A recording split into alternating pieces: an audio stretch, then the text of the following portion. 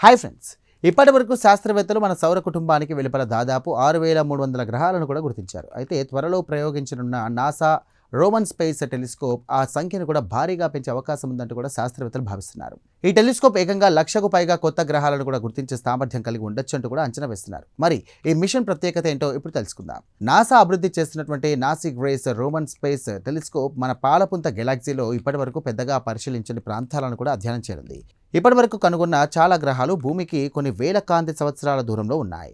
అయితే Roman telescope Galaxy కేంద్ర భాగం దాటి ఇక పాలపుంతకు అవతలి వైపు వరకు కూడా పరిశీలించనుంది. ఈ టెలిస్కోప్ ప్రధానంగా 2 పద్ధతుల ద్వారా కొత్త గ్రహాలను కూడా వెతకనుంది. మొదటిది ట్రాన్సిట్ పద్ధతి. ఒక గ్రహం నుండి తన నక్షత్రం ముందు నుండి వెళ్తున్నప్పుడు గనక నక్షత్రం కాంతి స్వల్పంగా తగ్గుతుంది. ఈ మార్పును గుర్తించడం ద్వారా గ్రహాల ఉనికిని కూడా నిర్ధారించవచ్చు. రెండో పద్ధతిని మైక్రో లెన్సింగ్ అంటారు. ఇందులో ఒక నక్షత్రం గురుత్వాకర్షణ శక్తికి దాని వెనుక ఉన్న మరో నక్షత్ర కాంతిని కూడా తాత్కాలికంగా పెంచుతుంది.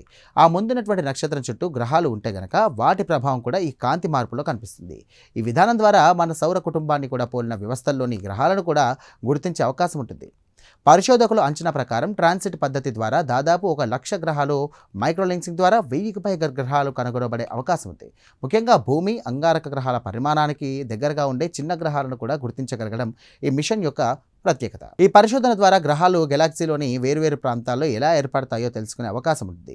మన సౌర కుటుంబం ప్రస్తుతం పాలపుంత కేంద్రం నుండి సుమారు 27,000 కాంతి సంవత్సరాల దూరంలో ఉన్నప్పటికీ అది మొదటి కేంద్రానికి మరింత దగ్గరగా ఏర్పడిన తర్వాత బయటకు కదిలి ఉండవచ్చు అంటూ శాస్త్రవేత్తలు భావిస్తున్నారు.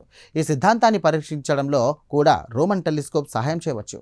కొత్త గ్రహాలను గుర్తించడమే కాకుండా వాటి వాతావరణాల గురించి కూడా రోమన్ టెలిస్కోప్ విలువైన సమాచారం సేకరించనుంది. ముఖ్యంగా తమ నక్షత్రాలకు చాలా దగ్గరగా తిరిగే హాట్ జూపిటర్స్ అనే భారీ గ్రహాల ఉష్ణోగ్రతలు, గాలుల కదలికలు, వేడి పంపిణీ వంటి అంశాలను కూడా అధ్యయనం చేసే అవకాశం ఉంటుంది. చూసారుగా, ఒకప్పుడు 1,00,000 నక్షత్రాలను పరిశీలించి గ్రహాల పరిశోధనలో విప్లవాత్మక మార్పు తీసుకొచ్చిన క్లెఫ్లర్ మిషన్ తర్వాత ఇప్పుడు రోమన్ టెలిస్కోప్ దాదాపు 10 కోట్ల నక్షత్రాలను కూడా పరిశీలించేందుకు సిద్ధమవుతోంది. ఈ మిషన్ విజయవంతమైతే గనక మన పాలపుంతలో గ్రహాలు ఎంత సాధారణమో, భూమి లాంటి ప్రపంచాలు ఎంతవరకు ఉన్నాయో, విశ్వంలో మన స్థానం ఏంటో తెలుసుకున్న దిశగా మరో భారీ ముందడుగు పడుంది.